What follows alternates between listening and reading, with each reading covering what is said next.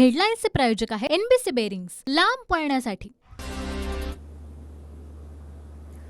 Harbour रेल्वेवरची वाहतूक 15 ते 20 मिनिटं उशिरानं, तर कर्जत ते कल्याणकडे येणाऱ्या लोकल ट्रेनही विलंबानं।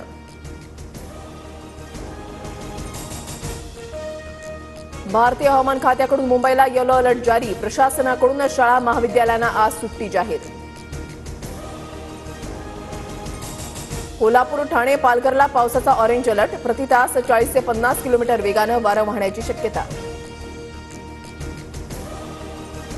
वसंत मोरे आज ठाकरे गटामध्ये प्रवेश करणार, मनसेचे 17 शाखाध्यक्ष आणि 5 उपविभाग अध्यक्षांचाही पक्षप्रवेश, जी जबाबदारी देतील ती पार पाडणार, वसंत मोरेंची प्रतिक्रिया।